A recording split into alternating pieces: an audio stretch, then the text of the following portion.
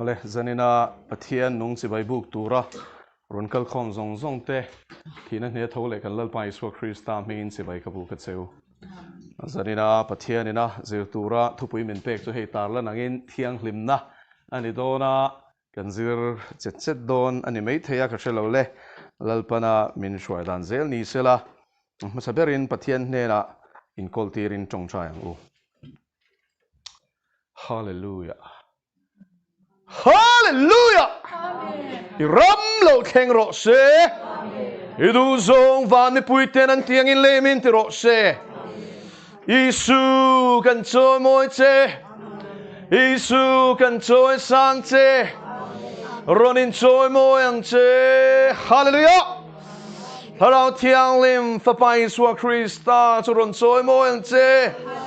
Harao Thianglim helai ronom zong de khoyang che Harao Thianglim Thutak chuan min chua zalen ro se Harao Thianglim tu na yan dam lo te nat na chu dam ro se Isua Krista made in chief na gele khelo dam ro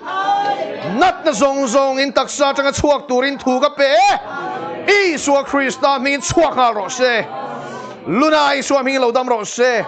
kenai Isua min lo dam ro se khu nai Isua min lo dam ro se amen shikira mara baba shandara urama mama kera baba shindere bere keshara mandara hallelujah hallelujah amen hallelujah urama mama shetere urama mama shetere harao Thianghlim iom namura chuan zalena chin zarina yan kan zalena nilalpa amen shilabala laba karamandara bara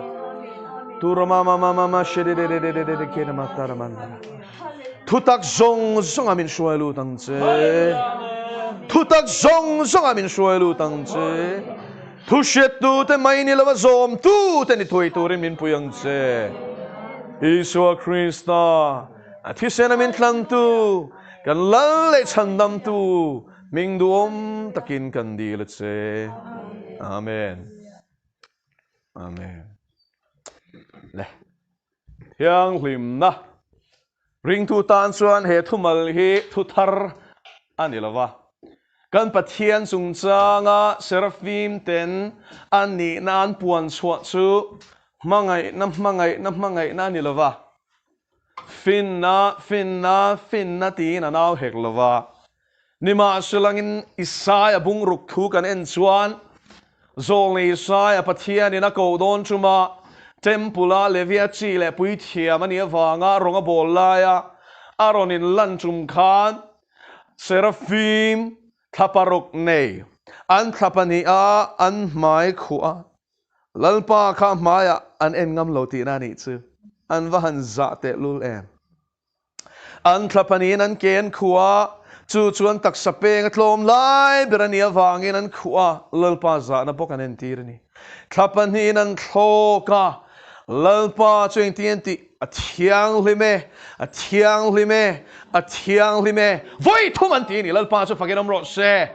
helai thuru khisanina hian amen lalpa mi in puan chhoinom sela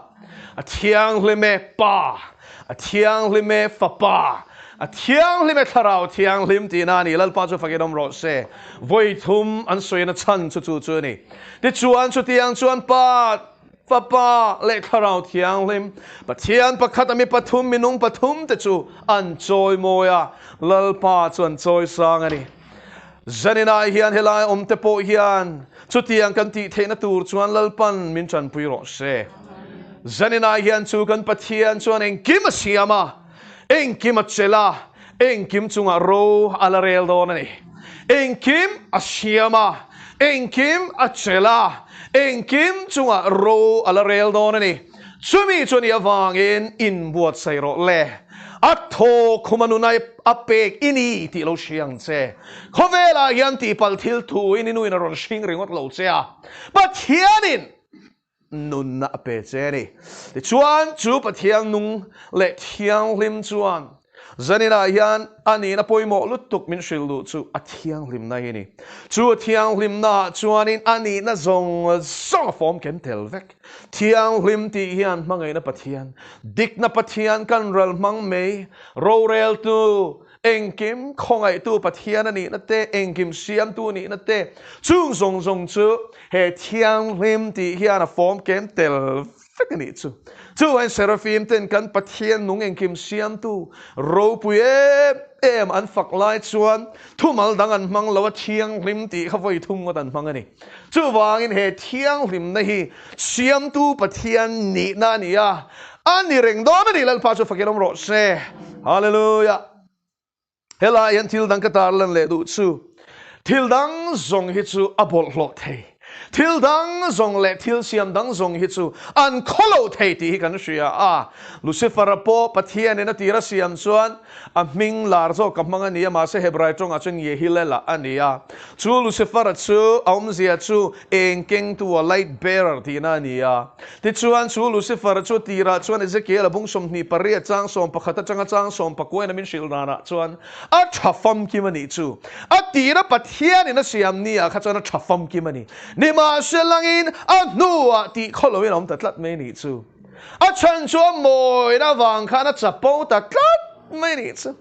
moi a in tilu tuka chu vain chu Lucifer ji chu mi shinga po hin avan lang em tero o ma nin buai puina moi du na moi lo na dar thalangin en nuam ti em na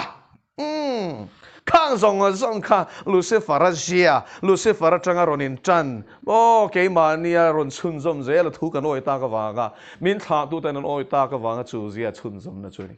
ti chuan chu ta chuan in ti kholoven om ti kan sia vana changin cherup ten palal pa thu pe kenan pai chuang ka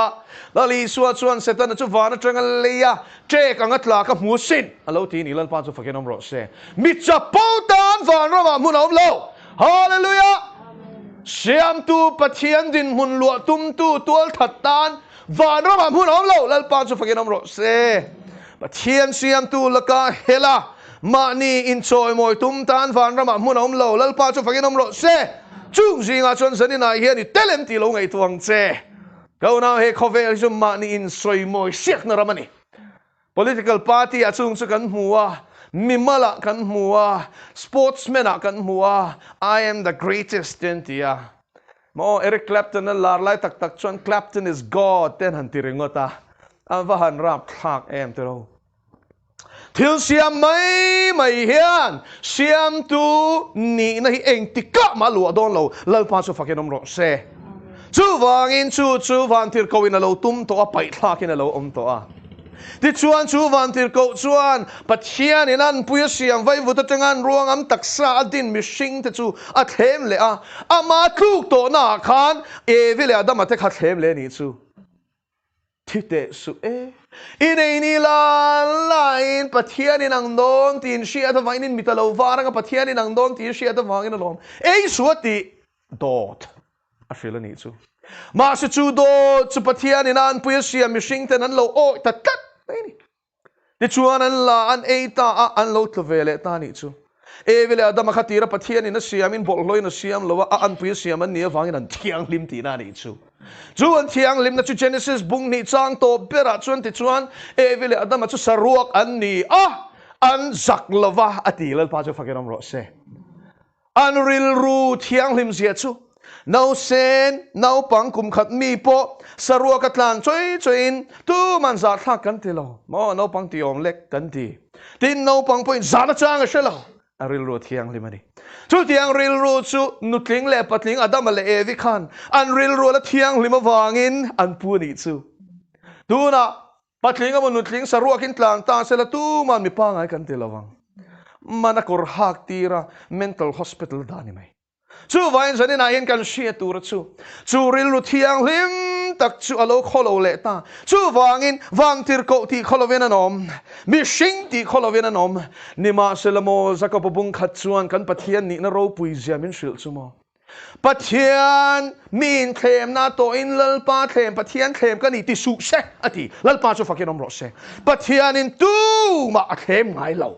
sual ti turin kan Pathian hian tu ma khem ngai lo chu vain khem na to line lalpan min khem a lo deu lo mo khá tharau kharam huai ni ti hriang che Pathian hian zu tu don lo che zuin turin ti don lo che mi nu va bo turin a ti don reng lo che a Thianghlimna sin lalma chu fakinom ro se a dot le kan Pathian ni na soi hi ni ro pui ka ti em chu sual khem rual ani lo lalpa chu fakinom ro se hallelujah khem phak lo kho Pathianghlim chu pakhat chom chu kan Pathian nung hi ni lalpa chu fakinom ro se chu la li suwa khovela khalera ron kal khan atakina ron dai ni lalpa chu fakinom ro se Hebraizia ka phezon bung li na lo chia la kong tin reng a the mi la ati chen khat chu ti se la ka thiam ma se len kong tin reng ati a chuan sum le pa ya ro puina mi pat nei chiat na kong tin reng a the mi na ma ni ma se langin sual ro chu sual lo ti lalpa chu fakinom ro se sual khem ro lo kan Pathian chok chu fakinom ro se Zanina yan kay chumo nang chumo sual na them thuk to te kan ni ni ma sulen kan ngai sang tu le kan rin tur min pe gi ro hi chu sual na them po a them thuk phek lo Pathian nu ni hallelujah amen hallelujah choi mo yang u ngai sang tu ra van te lu le la li suwa chan chin hi mo chut la ilu thuk po le ngai sang tel la rau pui zai mu siang tel telanga ingai sang tel telanga chu ita na chani Pathian kan thin lungai hian choi sani nom ro se zani na hian nang chu ralla nang chu tlom la ani chu choi sani nom ro se zo ana na soi angin ke chu lang tur kani ani chu tlatlung tur ani ti lalpa chu fakinom ro se chu wain chu kan Pathian Thianghlim Thianghlim ti ringot kan la zira ni chu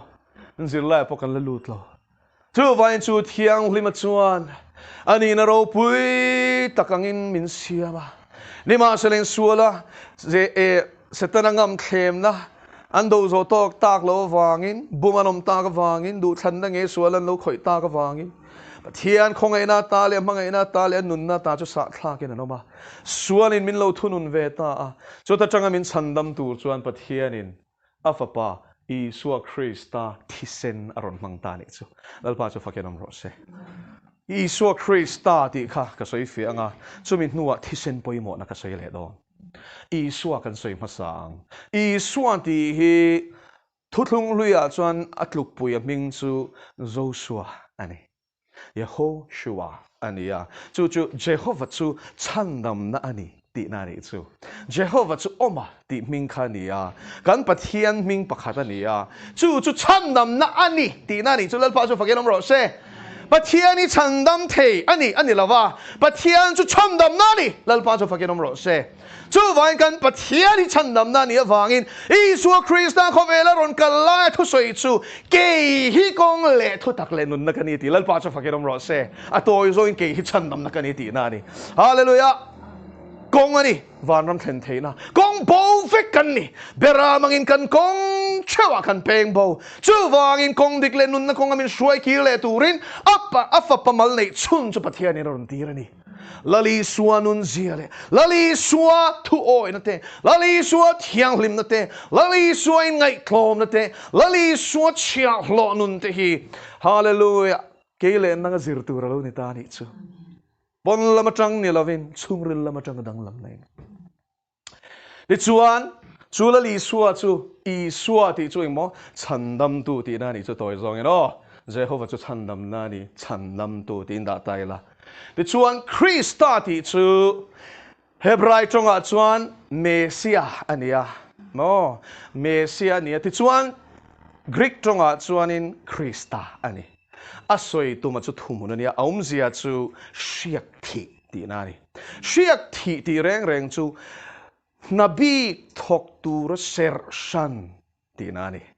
nabi thok tur ser shan ti na ni ti chuan la li suwa khovel chandam tu chu nabi thok tur ser shan ania na to tur chu khovel chandam ani lalpa chu fakiram ro se chu wangin a minga hian anh nị na in phu mà nị chu mình ai hiền local chân anh phu mà nị chu mình ai hiền anh thọ dọ tour anh phu mà nị chu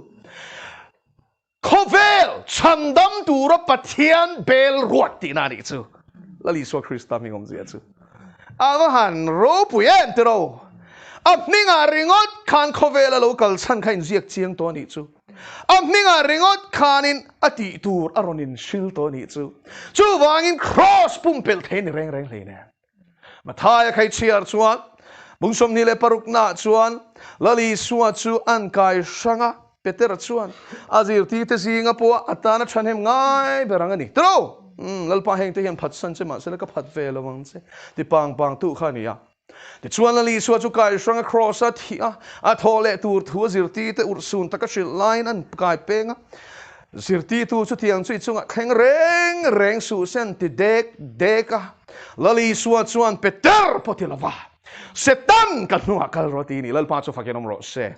a chong tu a sei tu chu peter mi singani ti sia a hailo ni ma selangin a phe na thara che kha a hailo bok lalpa chu fakenom ro se zanina hiang tu te ma kal tlang hian setan ai hian pathian nun kong min buat sai ta min suai pe na tum hi I se thiam veang o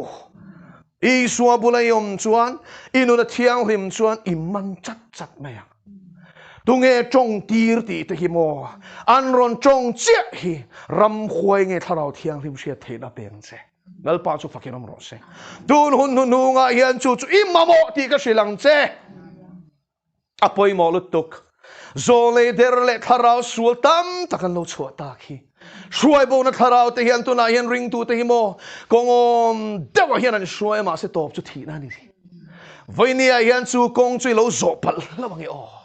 Pathian thu hi mo ma ni du dan na shil fia tur ni lo ti siang che chu wang ini she thiam lo ani chuan ngoi chi chamla zero alpa so fakelom ro se ti chuan I suwa chandam tuwa Krishna shiak thi bel ruat chandam tura bel ruat chandam tura ruat lok ti chuan thi sena enga tinge kele nanga nun tlan tur hian thi sen alwan akai ngai kher le enga tinge thutlung luya khan beram no thi sen kha kal len ku zana alwan enga tinge in tho ena sa te kha khati zo zai khalal pan tal turati bong pa ania kel dang le chu azazel an tian lu chunga chuan kutan ngata Israel fa te zong pui thiam pui na ma sual te nen lam khana chunga chuan kut ngatin sual phur turin an tia ti chuan thi turin thaleran suwa zalen an suwa thina ni kha chu tiang chuan mel ma pa setana ina min lo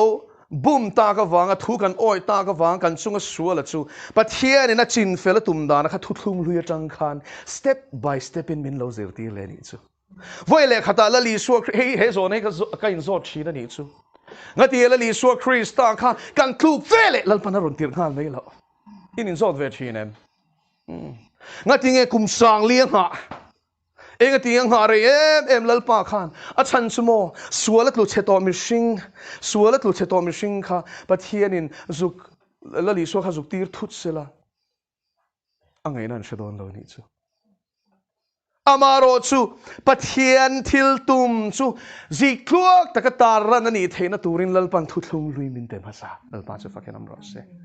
thisen hlut na soi fiam masak lo chuan cross a thisen luang hlut na kan shadon lo hallelujah galhen kud beram no khatal ni lo sela Iswa Krista chu pathian beram no ani ti khanom se nei don lo chu wang thutlung luya chuan hlim tla chu fia tak shin min sela chu chuan Krista local chantur le a thisen Calvary cross a farto thenga kele nang mi sual ta na luang turina na a tho tur she thiam tur chuan pathian in thutlung luya peng masaka ngai lo hallelujah lalpa chu fakinom ro se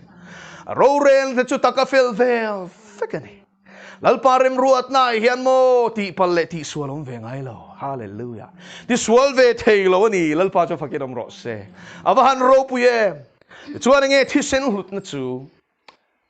Leviticus bungsom le pasari a chuan chang som a chuan thi sen I in tur ni lo ran ni tala ni pon a thi sen ni le pho fekang a chan chu thi sen chu ti sa nun na ni nun na ni mo nia nun na ni lalpa chu fakiram ro se chu vain thi sen chuan nun na en tir ni chu medical tak point kan thi sen hi tu na hian kan taksa tang hen luang chok vek sela kan taksa peng zong hi traffic ma sela kan thi de yang chu vain thi sen a luan nem chuan doctor te na luan to lo na turin take to pin dan an tum chen chu thi sen a chuan oxygen oma chu thi sen a chuan in kan tak samamo nutrients zong a oma chu thi sen a chuan in platelets oma chu ta chuan in white blood corpuscles an tia WBC chu again nat na shidong tu ania RBC omboka chu sakna choking tu ani tak sapum puya cho supply tu chu thi sen ani chu vain thi sen hi kut zung mora hian a luan top chuan in I kut zung mor kha a thi mai anga dung vekanga tan ani mai chu ti khop chuan thi sen hi ti sa nun na ni chu a luan lo na kha a thi zel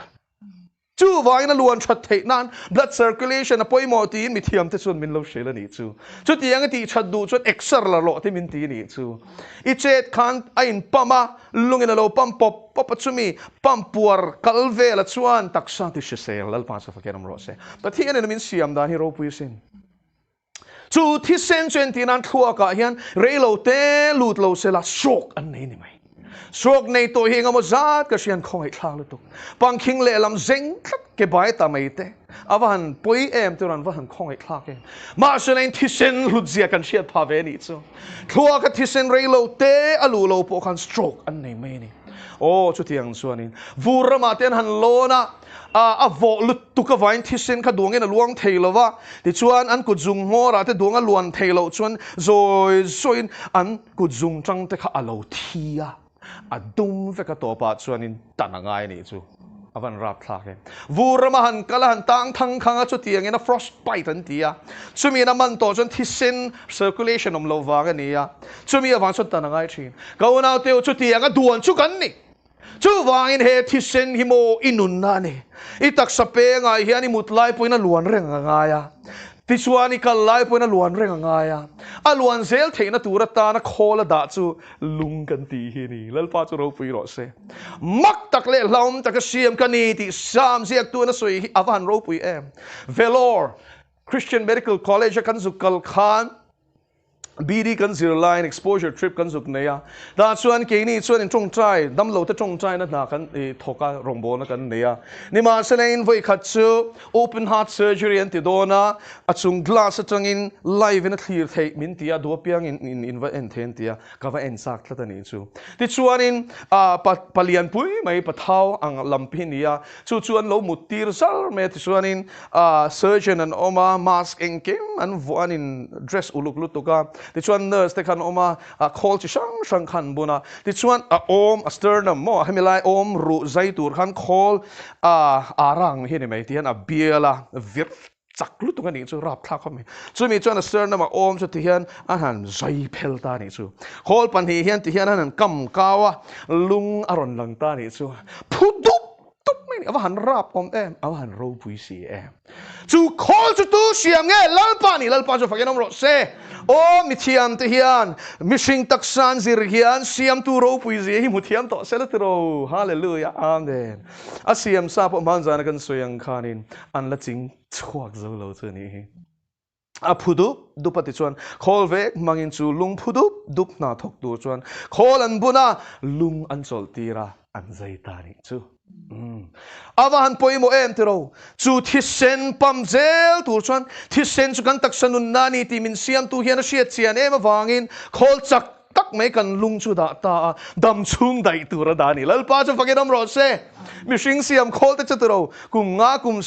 som ni te daya ni ma sering lalpa khol dai hi chu o kan dam chung alo dai awan ro pui em lalpa chu fakedam ro se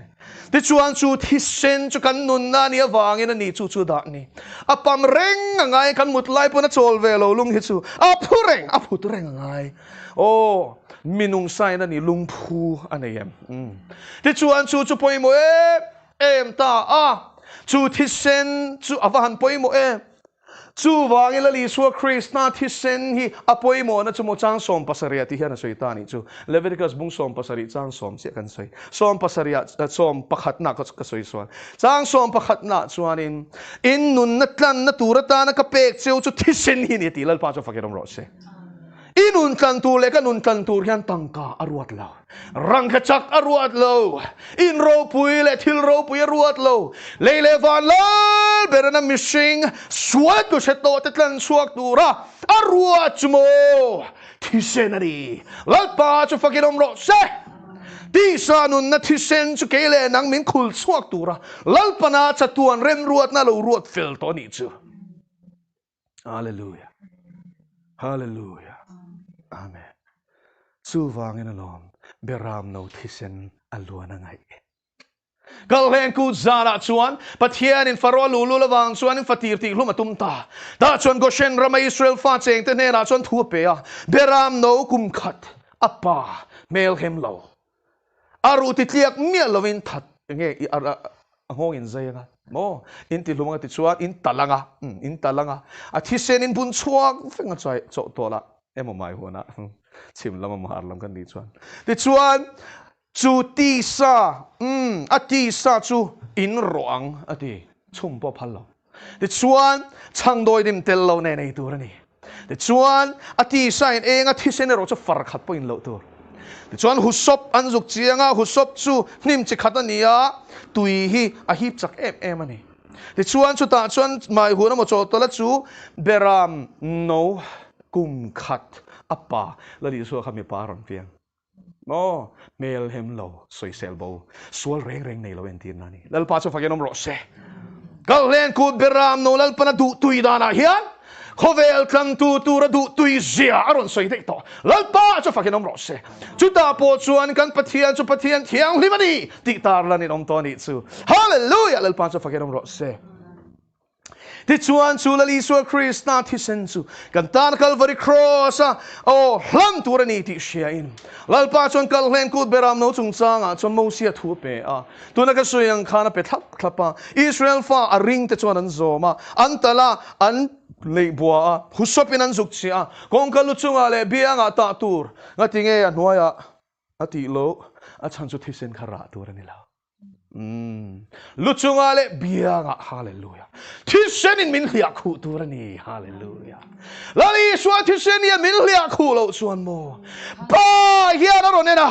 swala mu hian thina urchin lal pa chu fagenom ro se enga changa chandam nge ni ti shem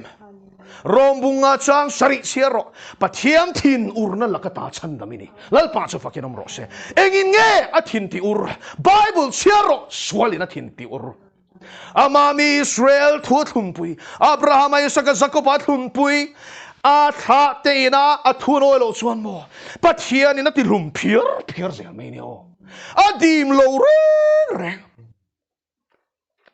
Mosia mangin pathian ina gupta ramata shwai chuak te ya an phun maya mo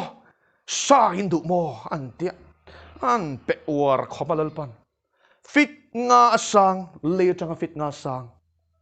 mel enga mo zata twin vak min savachi khatlal pana surin an sur tir mai ni kha yes an tian lan ea martian line bible chuan an shoka chu som lai chon lalpan shilen tira ti hlum ta phiar mai ni chu hel mangle phun noi chi hilal pan ngai thelo shero lom thu soi nai lo khatang se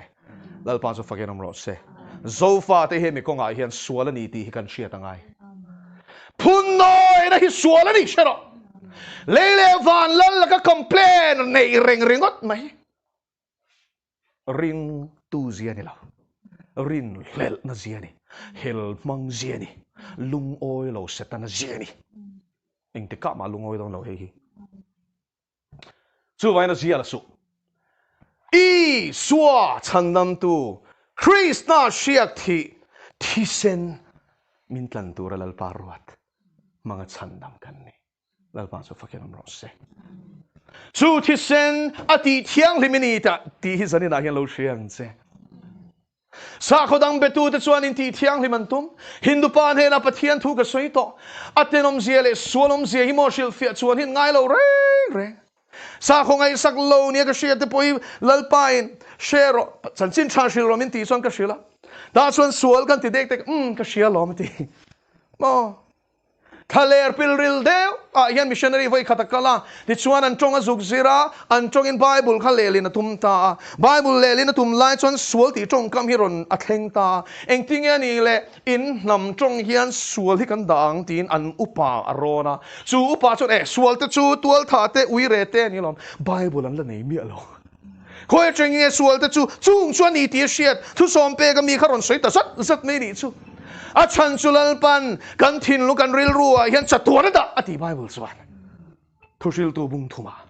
chu vai na tira pathian in an puyamin siam khan adu zong le du lo zong hi chu engam chen shiat na hi phum telani chu thiam tu man khalai khale pil rila khan bible pan le lin saklo sualom zian an zot tet ma se thiam bek chu sual chu kan nei ti kan sia sual chu bol lo ti po kan pom vek tu man ru ki chan ti lo tu man tual that hian fak lo ni ma selang in mo sa kho dang ena in ti thiang liman tum dan chu an ma ni chak nei na ni go now Christian na dang lam na chu lo ngai tharo Pathian in ti thiang lim ro ti lo che I in ti thiang lim thei lo ti hi I ain a shezok lalpa chu fakiram ro se I thil ti chat ber po zo nei size yet chuan pon chenang khai ani hei hi mo a let tu ten moi nai de leken an let hebrai chung apon chen nang khai ti soinana thumal man chmo sanitary napkin me chiana a thabikip thisen chuak donna na a man to soinani menstrual cloth me che thi kai pon chen nang khai soina kerani tu man chu thingin an chuang ngai lo aruk thayang perinan pai chin atenomani murengot po atenomani chu wangin kan thil ti thaper po pathian lima ma chuan chu ti khopa tenom si chuan kan suan lek phe chulal pa ma hian awan tenom te lul do ne kauna vinia hian chandam ngai ni ti hi chiang ang che itenom sia hi bible in a shil che ni ichi ban keler thingin pathian thiang lima mit huat chuan ban bom khang lu katen omini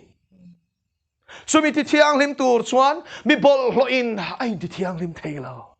siam tu pathian che tangai ta lal pa chu fakinom ro se pathian chat na le khongai na chu fakinom ro se kan sual tengamin thung rul vin pathian chuan ama fa pamal nei chun thi senin in ti thiang lim thei to lo bol hlo to an bol hlo wanga bol hlo bom gehena apai tlak gehena ti hebrai chong ani bol hlo bom ti na ni ti siam chu muna chuan chu mei di la ni gehena chu mei di la ni shem mun hira thak fiawa ma se mo shem mun chopin bible chuan mei di la pathian in ala pel pai deu do na ti shem mun hi chu temporary ani mei dil hi chatuan chu ni dil a hleu tham a sat sia chumo ni asia ma chang hian chu tro ni khimo salut tu eng lai mai po hian energy tamlu tu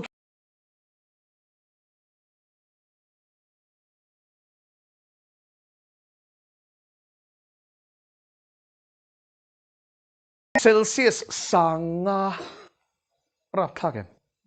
titanium thir changa ber po hi 3000 mo degree Celsius sang thuma chuanin tuya liquid a chang chu pon loi chamani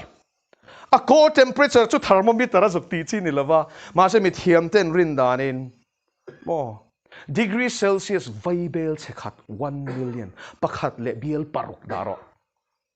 chuan chu mo ti hian tui phone angin a vir hlup mai ti chuan a heap khoma gravity awangin ti chuan chu mei hlom khoma chu ti hian a vir mup mai thil chu ta chuan mi na thak to chuan a chuak to lo ti na ni chu mei dil chu tiang deuh chu ni don chuai chuan a samai thei bok chu vain kau now chu mun rat thak sia chu lal panasia chu bol hlo bo ma chuan bol hlo reng chu pai tu ra ni ti lal pan a rel fel to ka changa thu chuak chu the ni lo ye ni la lai ni thinge tu ra ni ti tu kha setan ani lo pathian ani Pathian an chia hi I chunga le ka chunga omani ti siang che chuan chia chmo a mangai lutuk chia a fa pa Isu Kristo a belani chmo le lalpa so fakenom ro se lali Isu Krista chu Galatia le khathon chuan keimani awangin bung thum chang som pathuma chuan o an chedonga siamani lalpa chu fakenom ro se thil ti sual reng lo tu kha kan sual a bel phota sual chuan a kentel chuan chia ania chu vai lali sual chuan kan sual ringot a phur lawa kan an che phur ai zong a phura kan vuak kan torai kha a tuar ta ni lalpa chu fakenom ro se ani tiro cross at tuar ka muin kan open light chuan Jesus of Nazareth the movie kanena cinema hall lian puyan lantira en tu tamzok chu ring lo tu ni chu da chun lali suwa zo des kariot na shal nuwa cross an putti don an hlap lai te kanena a kamit tu itla zoi lali soi ka tana a ka lungai boka ni ma sale ka thino ur boka ne lali fame of zuklu lali swa chan mai kha ka do ni chu o lo pang te po han khari lu kha ka pu ni mo ka wan khong ai te lu nang ni ponin khong ai thinin ka re ni ma sale in sanina hian shia tur chu mo khatiang khopa soi sak angai na chan chu nang ma wangani ke mi swal wang hian ni lal pa chu fakirom ro se Pathian in a fapa ti sheom chu chati ti he shia thiam bahar em mangai pathian in ting em of fapa mangai na fam ke ma mangai chu ke ni mi sual te wanga soi sak le vuak chu ting em remati thele remati atilo cha ati bible isai bung som nga pali Kauna Pathian in a mangai na chu faklak in a lanti rombung nga chang riat Bisual kan ni lai po ina fapa chu kan tan cross at hiturin oron tirni lalpa chu fakiram ro se chu wangin tangkale rang ka chakatlan inilova Isu Krista Pathian nung fapa tisen angahlu atlan inisin ihlut zia isan inayan haisu nang misual tlan turhian Pathian ina fapa tisen farto hengin Calvary cross akana luan tir to ni chu lalpa kalome tiang che isual sim la chandam tu hiringang che ti thianghlimna ni apa pa isual thi senin kan sual then khata tilau tero zong min tlen fai sak thina ni lalpa chu fakenam ro se zo na thon khat bung khat chang sari tu tenga ni le tlen fai sak mi zong min nilo sual sima ama ring up tiang te sual hallelujah an sual te kal sana Lali Isu Krista vuan tu lalle chandam tu annu na la bertana dua o an sual ta chandam tu ra ring tu te sual chau ati thianglim fiem zoana le khaton pakhat na bung khat chang sari chomman lam katar lang lawa chu da chuanin egen zia ama chu e ngau mangin ke ni po e ngau kan ni chon kanin pol tlang ati Thima hian nga pol theilo ania chu wangin chu ta vek chon chang rukna chon hemi ma chia chang khalo chiala thima sin Pathian ka pol mi na ti chon dot thei ania ti thutak po ma lo thima re swal ti reng chung sia lalpa nen fellowship kan ne dot thei to ti soi ka oi chuang lo Pathian thuin dot thei ti tlak che Kau na teo, vai na hian Pathian ne len dun te kan soi chin tero. Lalpa ne na len dun te kan soi chin. Masimo sual sim na le. Lali Isu Krista he na pumpek na chang lo hi chuan silfai na lo ti siam che. Chan nam na hi kan lo sal tlom mai ange. Nang le ke sual silfai tur hian lali suan a thisen hi fartop thegin luan tir amar tolutuk. Hallelujah, lalpa chu fakiram ro se. Chu wain thisen hlut na hilo shiala a khilti theina polo she tharleng che thisen satli ani lo Pathian nung fapa khovel chandam turalal pa shiak thi bel ruat thisen ani chu chak lo chuan kan sual hi engmai na silfai theilo engmai na kleng fai theilo Isua thisen chawin min silfai the Isua thisen chawin kan sual hi kleng fai the lali Isua thisen chawin mi bol hlo hi Thianghlim the chu wangin chuang piangin lali suwa kantana a thisen lan tu chu chuang ro se amma wangin Thianghlimna amma wangin mi fela ruatinia amma wangin mi finger ruatinia amma wangin a fa pom ve mai che ni lalpa chu fakinom ro se chuang tur pakhat mai nei lowa chuang tur pakhat ma ke mi sual hen ka nei lowa chuang tur ka nei chu I swa Pathian nung fa pa ka ai wa Calvary cross kum sang ni kalta thi tho le khani lalpa chu fakinom ro se adot le Pathian min ti Thianghlim tu chu Pathian Thutak ka ni adot le min ti Thianghlim tu chu Pathian thu ni chu thu chu mo I swa ve ka ni chu lalpa chu fakinom ro se lali swa hi mo kan kal san thei don lo zo na bung khat chang khat chuan atirin thu om thu chu Pathian ne ra om thu chu Pathian ni ti lalpa chu fakinom ro se chu vain helai thu kan ti hi tu te mo phwa chop mai mai le lo mi sing te thu soi mai mai ani lo helai thu kan ti hi chu en kim siam nana Jehovah oma Pathian na Genesis bung khata om ro se ti a soya khani lalpa chu fakinom ro se chu vain thu lo meneng ma siam lo chu vain zo na bung khat chang khat thlai chiar chuan o en kim a zaina ma siani mo ma siam lo pakhat nam lo ti eng wangin mo khoi ange thu chu kan mu Genesis a kan mu eng lo om ro se thu ni thu ti sa chan ti tu chu tharau Thianghlim ani lalpa chu fakinom ro se hallelujah hallelujah Pathian thu chuan ti Thianghlim ang che a chan chu kong bo fek kan ni kal ngai na kan she to lo Bible Pathian ina thu pek main mishing te kain ting enom in shem andu dan ina no ni ma selain Pathianin nun dang tur om dang tur diklo Thianghlim le bol lo chale chalo fello min shil turin azol nei te kalin ami Thianghlim te kal tlangin thu thlung lui min pe a tirko te kal tlangin thuthung thar min petani chu van efesia ka chuan zol nei te le tirko te lungphum chung rem chho kan ni thu min shel lalpa chu fakinom ro se ti chuan mi somli an ni Bible hi mi somli o pian hunin ang lo tak kum sang khat zanga chunga zia kania amakasin a resin Bible zia chung mo ti chuan chung ho mang chuan lalpa na ziak ta a tharau Thianghlim na tho commenti nan mo sia ten ngai to te Genesis azia ma selen tinge mo Genesis azia theile thilasiam lai khana piang toy minilo ma selen mo Timothy thon ni bung thum chang som paruk chuan Pathian le kha thu zong hi Pathian tho khoma pe kan ete tharau Thianghlim se na ni chu a chan chu Hebrai le Greek tonga chuan Hebrai a chuan ruwa khania Greek tonga chuan pneumania chu ta chuan chung thumal chu thi tho emo tharau ti le len thei ta kan ni a sual lo a context zero le turani chu van Pathian in a tho khum ma ti khan a tharau Thianghlim thil ti the na in zia kan ni ti na ri chu lalpa chu fakirom ro se chu thu nu ngani mi sing irom chua kan ni lawa Pathian ir om chua kan ni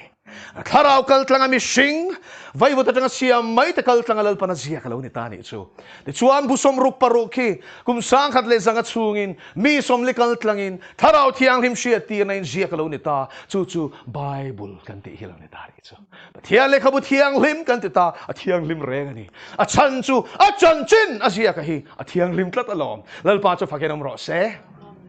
ti chuan chu Pathian le khabu Thianghlim Pathian ina du zong le du lo zong fia fel foi taka ziak na bu chu ziak chua ina lom tha chu da chuan thutlung thar ti mo thutlung thar bu than ani dan te thutlung lui bu than ani dan te thlifi mani dan te hi a story shil cheu ka chak lutuk ngai nom tham ani amare ngo ta po ma se chu da chuan kan lut lawang ma se chung zong a chun ka soi du chu Bible le khabu tel reng hi ti pala run tel hi pakhat ma lo le khabu chen khat chu mo setan hian tel lo sela du lutuk thupuan te hi mo azirti na wanghen chen khat chun zirti na diklon tian tel lo che pasin an do lutuk ma selal pan tel ro se ati hi tel thau Pathian du dan hi tlang thau lal pa cha fakiram ro se idu zo vanan tiangin lemin ti ro se Pathian thu hi tu man an la do hlo thling ngai lo do an tum to an hlo thling ngai lo Pathian thu Thianghlim na kong min kong mu tu ani Pathian thu hi amni chu thu takin ka ti Thianghlim ro I thu chu thu takani zo hana bung som pasari chang som pasari engin mo pathian en ti thiang hlimang che lali suwa krista chui lal le chandam tu ania nang chumi sual chandam ngai ni ti athu pathian en ami te kaltlang en mo bible i chiar kaltlang ai lo sia irin nuwa lali suwa thisen en sil fine nuwa chuan tharau thiang hlima peng senga thinlung thar adu zong ti du na peng senga ti chuan chu thinlung thar chuan adu zong ti chak na peng che tharau thiang hlim chuan ti thei na petel bokang che avan ro pui te lu entro ti chak na thinlung thar pe de to che pian thar ni khan chu mai chu ni lawa ti thei na power emo chak na pe tu chu tharau thiang hlim ani lali suwa chuan tharau thiang hlim rong bong na chung changa chuan tir ko te thil ti bung khat chang ria ta chuan heti hian a sui tin ma tharau thiang hlim chuin chung alo thlen huna chuan thil ti thei nai neng ti lal pa chu fakin ro se hallelujah hallelujah chu tharau thiang hlim chu pathian ani hallelujah hallelujah irin khan pathian nang malo cheng le ni chu hallelujah sualawanga malaka cherom to kha krista thisena wangina ma chu nang maron cheng le a ti chuan nang mani to lowin amma chu nang manung to zokani chu wangina ni galatia bung ni chang som dia chuan ke mani to lawa krista chu ke ma anung zokani hallelujah ma chu fakinom ro se hallelujah ti chuan mo karau thiang limin khoyang e shwai se tu mishia so hanabung som paruk chang som pathuma chuan lali suwa chuan tharau thiang lim atir thak ma dei khan azir ti te hena chuan he thu hi lo soya tenama tharau dik tak alo thlen huna chuan a thlen ta kin ati lo lalpan thlen dir tum dei to a thil tum dal rual ni lo wangin alo kal huna chuan mo hei hi a tho tur chu ni ti thutak zong zonga shwai lu tang chiu ti lalpa chu fakirom ro se chu wangin ring tu chuan Genesis atanga thupuan hi a chil nge turan ni lalpa chu fakirom ro se tu lai ring tu du lai lor sing an ril rem zong thur chuak nol ho hi an piang sual du chok khum mi tak sai na mo i tam lu tuk chuanin angi lo thao itak sai na mamo i tam lu tuk chuan lung phu cholang chu wangin mo Genesis ima moang thukin thupuana a hlom na hi ima mo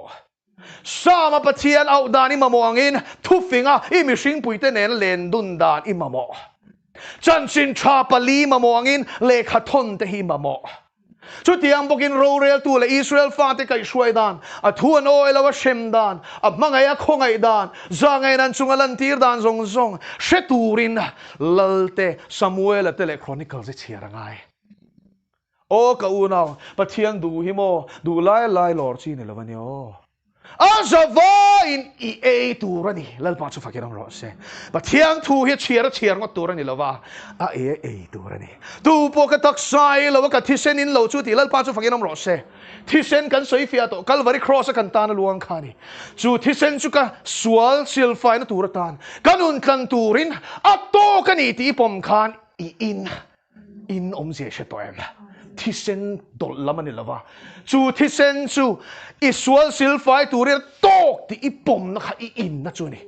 chu tiang bokin pathian thu chu in nu nai sing lu a kam moni ka choni tia real tram ta kai zu bar khan chu thu chu na ti thiang lim don cheni lalpa chu fakinom ro she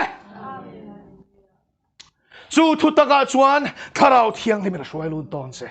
tharau thiang lim chuan mo thu atui hal na le real tram na pe don se mathai bungai chiar chuan ni hlo te chanchin a ziaka tu te nge pathian in ni hlo ti chu fel na ril drama tui hal te chone ka thole ti lal pa chu fakinom ro se enge fel na chu pathian fel na hi ni lal pa chu fakinom ro se mishing fel na soi lo tha khan pathian fel na pathian ngai dik lo shiat le nun pui cha ka tui hal ril jam te chone ka thole hallelujah zanina yan lali suwa nga thiang limi duem lali suwa Krista nga tom iduem lali suwa Krista nga midang tetanamal som nan iduem lali suwa Krista nga insum te iduem lali suwa Krista nga sual dong ne te nun iduem lali suwa Krista nga midang te chan pui te nun ne iduem ทิลตีเทน่าทัวมอีดูอีดูนี่ชวนเฮทูเฮียนกัลตังเจรอเซทัวไฟเจรอเซฟันชวกเจรอเซเชียง่ายเชียดรอเซดินทาร์ง่ายดินทาร์รอเซอีไงดันมอลฟัชชันขเชียดเซล่ะอังไงดันฟิงตักจุรอนเร็มชาวรอเซอินที่ฟินโปเลอิมาบอกอินที่ฟินโปเลแล้วป้าชนเบียอดีเจมานี่ไงอะอินที่ฟิงไอชนมีอัตานเบสีนอมจอกอดีจู่วันเขาหน้าดูตักที่ฟิงตู้จะจวดถูหินี่อีทัวกันนี่เราอีซิรตัมนานี่เราอีเล็กขบุเชียร์นิ่มเจียนี่เราอี experience ปนนี่เราช่วงแรงๆสุดปัจเจียงทูเอ็นที่ฟิงอังเจลัลป้าจะฟังกันอมรสเซลัลป้าที่ฮิลองฟินนับบุลซูเล็กขบุเชียร์ตัมนี่เราจู่วางอินจู่เทียงลิมนักงเทียงลิมที่อาเฮียนปัทเทียนอันนักงตีนานี่ละลีสัวคริสต์อันปุยเสียมกันเนี่ยสัวละวางอินกันอังโจต่อละวะที่เส้นวางอินมินดินทาร์เลยมินสิลไฟเตะทุตักินนี่ตินอามาอังตูรินก็ชูงจังอินชุงริลจังอินมินเสียมทาร์เมกลัลป้าจะฟักยิลมรสเซจู่ๆในไบเบิลอินโครินทอนขัดบุงขัดจังส่วนปริยตา cross ทูจะบอกรัลเมกแต่ตานส่วนอาตนานี่เกนี่ช่างดำเมกแต่ตานส่วนปะเทียนทิลตีเทนานี่เนียลชาติแต่ตานให้กระสุยฟิอาดุข้าลายช่างดำเมกตีข้าอาซาบตรงอาจารย์โม are saved ที่ลม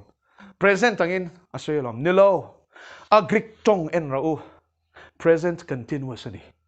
เมกอันนี้มิโซตรงที่เฮลัยที่ส่วนนี้อันเล็ดฟูเวทัดจู่วางอินจู่เกี่ยมังอินก็เช็คกรีกนิวเทสต์เมนต์ก็เอ็นอดีตทับอันนี้เทนส์ค่ะโอเลอันนี้จู่ทัดตักซงโอ้ลัลปันเอ็นที่อดีตถ้าเราเที่ยงทิมส่วนทัดตักซงลัลปันช่วยรู้ตั้งเจ้าดีอีดูไล่ที่เราถ้าเราเที่ยงทิมส่วน Genesis ตุยปุยยังเจงExodus ตุยตีรังเจงLeviticus ปตุยตีรังเจ Numbers เชียรินตุยตะกินเชียตีรังเจงDeuteronomy เชียไลน์อารอนโปลังเจอีดูไล่ทุริงวัดเสืออาวาอินเชียร์ดิชวนริงตุปุยทิ้งตะกะลัลปันเชิร์ชัวกังเซดิชวนอันนี้จู่ทุตักินที่เที่ยงลิมโรอิทูจู่ทุตักอันนี้จู่ปะเทียนทุตักินมินฟันชัวชวนละลีชัวคริสต์อันปุยอันนี้ตินเสียมทารินกันอมเมกจู่วางอินชันดำเมกกันลงในตานี่เจ้าอีเปียนทาร์นีละลีชัวละเลชันดำตุยปมนี้ขันเทียมอีจังเจ้าอีมีเสียเลยริลรูปุดเสียละลีชัวลังกิมเมียลวันนี้ข้าขัดเทียร์เทียมรอมีเปียนทาร์ฮียนเองกิมาละลีชัวงาลาวละลีชัวนุนเอโรอันนี้ต่ออาสวลซิลไฟเอโรอันนี้ต่อปัจเจียนเราเรียนละจนเทียมเอโรจังต่อนิมาเสลังอิโมจุดยังนิมาเสละอาริลรูปุดเสียโรจุเสียมทาร์ละไงลุตุกริงอดจู่วันรวมบุงส่งปันหัวเนี่ยจวนปัจเจียนดูทรงอาชาปุยกันเชลล์ไบเบิลกันเชียร์ง่ายชาเชตุรินล้มกากปะเทียนี่เงี้ยล้มกันเชลล์ไบเบิลอินมินชิลฮาเลลูยาอินโทนี่เราเป็นทัวนี่กันดูอารมณ์ตากโอ้ปะเทียนดูดูตรงโมชาล้มตากเลยเองบ่ชัดฟัมกิมสุฮาเลลูยาปะเทียนดูด้านชัดฟัมกิมมันนุนดูชวนเฮปะเทียนทูฮิอาจิลรอนุนจิลรออินจินรัลตีรออินชัวไฟตีรอฮาเลลูยาจู่ทุตักชวนฟันชัวกังเจง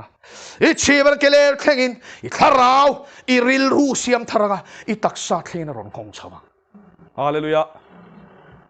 ปะเทียนทุโอยแต่เฮียนเองพัดเจริญนี่โอติชวน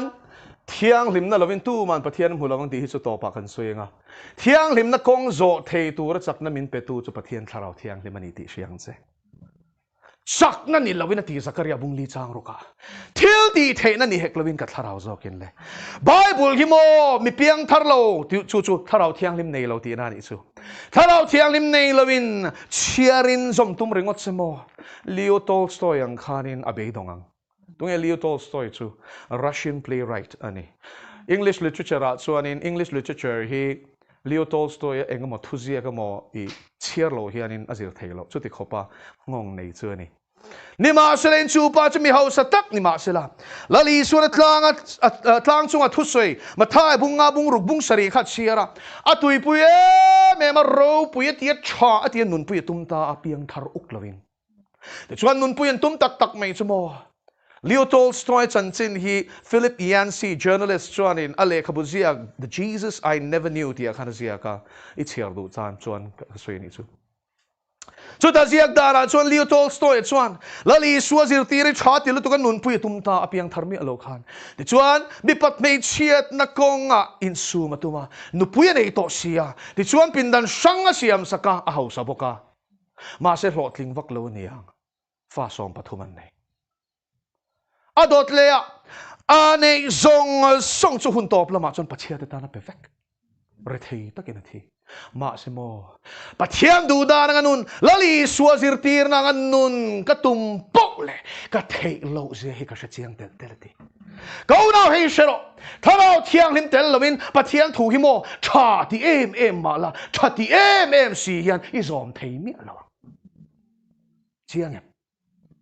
chu wang in ala li suwa Christian Jerusalem chu chua san reng suing mo thamuan tu kapa ina tir tur aron lei buak marchu Jerusalem chua san su thalo thiang limin chung lo thlen huna chuan thil ti thei nai ne ti lal pa chu fagen ro se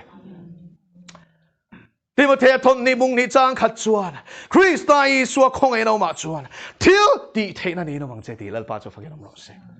chu vai zan na hian I chak na chu nang maum tharau thiang him khani ka thei lo ti to su mi ti chak tu a chuan ti ro le mi ti chak tu Christa chuan engkim ka ti theni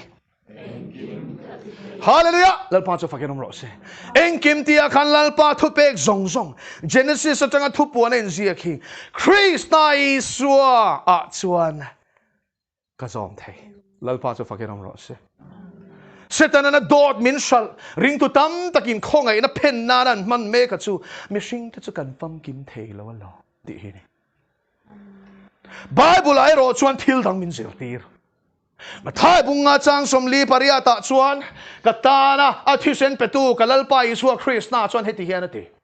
chu ti chuan in pawana mi a that fam kim angin in thafam kim tur ani ke ka thianghlim si a chu wangin nang ni po in thianghlim tur ani thuron ani satli alova lele van lober thupek ani hallelujah lal pa chu fakinam ro se Go now thianghlim tum ro min ti lo nia in thianghlim turani Peter thon khat bung khat chang som paruka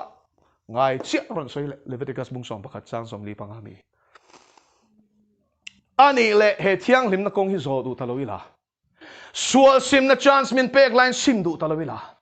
ka thi sena min tlan tu la li suwa Krista ka thianghlim na chu ring du talowila thu takati thianghlim kom theina turata na pathian thu oi be talowila tharau thianghlim shuai be talowila enge ka chan tur le thianghlim na lawinam pathian ne mel amu theilo ma thai bunga chang ria ta chuan thin lunga thianghlim te chone ka thole pathian an lamu don ti thianghlim lawinam hudon lo ti na ni chu Hebrai bung som pani chang som palia chuan mi zong ne in rem na le thianghlim na chu ro ti thianghlim na hi mo tur ni chu thianghlim na lo chu to man pathian an mulawang ti lalpa chu fagerang ro se mulawang ati son mulawang ani mai hovel zong in muwang ti ma sela pathian thu in mulawang ati son mudon lo choi pathian thu hi oi mai ro rel na ni phut zok ai chona thazo thupuan bung som ni pakhat chang som pathum thupuan bung som ni pakhat chang som pathum Bible top lampang ani chu Jerusalem thar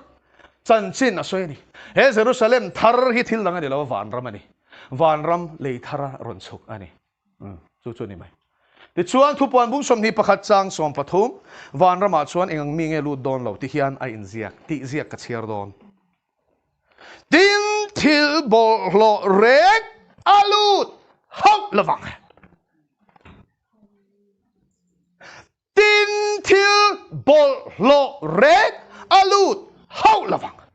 alut lawang ati chuan alut lawang kau na chu wang tak chuan Thianghlimna kong hi mo atha ani satlia lawa van ram lu idu chuan i zo nge ngai hallelujah lalpa chu fakin ro se chu chu ni lali suan hung zuyom zia chu a top lo thil ten ti tele mo thil ten mo ti tele tu na hianin o varap thakem tun kum aliam ma hen soi kadu September thakan USA mo United States of America anti ramro pui berzinga kan ngai Methodist evangelical mo fear tak anni Lutheran Church an shroi tu te chuan transgender transgender jen shem mei chia apiang biological fear mi pa in siam mi pa ser nei tura operation kaltlang mi pa mela pu theina tura ta na hormone injection la lut chu transgender ziani pathian siam ang alung oi zaulo setana boom ani chu tiang mei chia intimi pa chu an ordain ani chu September thakhan arab thakhan ya ordain som sariro se chung lamina ordain lo hi poman ni don chuang lo lalpa chu fakin ro se sim ro uwan ram chu nai to thil ten singa tel chu mani pian sia lalung oi lawa inti dang lam hi ten atling ani thil ten ti tele dot mang te po an lu thek lawang I do zotem sim lau ra do ti soi zo ni lu don lo sharo akhang te chu ho pathian in ho ti le ti lo zot ta che nam liam to su pal sam hi kan nga to lu tuk pal sam kan nga to lu tuk khoi nge kan thlen thir ta che a ho mei Mizo zia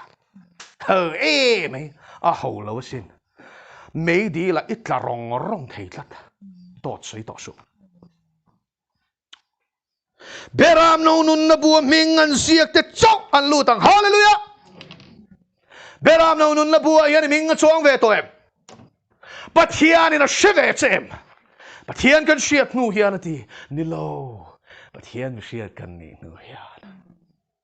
ama inti shem ama in tunge inni ka shela wa cheu ati hian lom don anio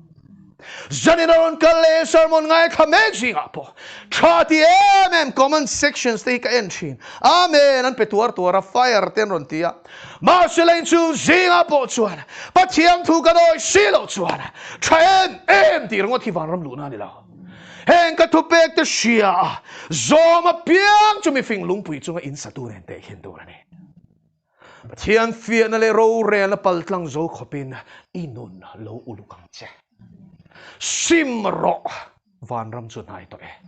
a local che to ti na ni chu local khuna chuan I ngai dani na mo thenom pa ngai danin ro rel don lava a thu ti ziak mangin ro rel don ti siang che chu wangin chiar uluk la zir uluk rero inun pui lo chuan shero itlak rong na tura hin itla don thau kau nau te u hey hi van ram lu na kong chu ni pathian in a chandam ti zia chumo thianghlim thin bol hlo ta ati thianghlim ne la ti na ni thianghlim lo hi chandam ani lo bol hlo reng hi suala renga thima renga thimin enga bol don lo lalpa chu fakin ro se pathian in thu thianghlim kan soi tak te kan zatan mal som ro se pathian nung ma ku ni chong cha yang kan lo me pa fa pa le tharau thianghlim kan choi sang che zanina lalpa kan ner thui soi vai lom thu kan shila che sual phuarom te chu he thu cha mang hian phelang che lalpa I thisen ludzia min sia tir kan lo me silfai na tui nong lui chu lalpa kan nuna po hian luang lu ro se ngai dam na cross min mel sia tirang che za ngai na le khongai na cross min ko muang che hallelujah lalpa chu fakin ro se min ti thianghlim tu I thu tak chu thu sẽ tu mai ni lo zom tu kan ni the nan mal min so mang che tharau thianghlim ti vui lo turin min puyang che kan na ni atan chona ma chin sia kan om si kha lalpa kan ma mo zong min peta I thu o chia kan ma ba ke kan sual te sil fai turin thi sen min pe a I fa pa thi sen I du zong kan sia the nan I thu min pe a I du zong kan zom the nan I tharau min pe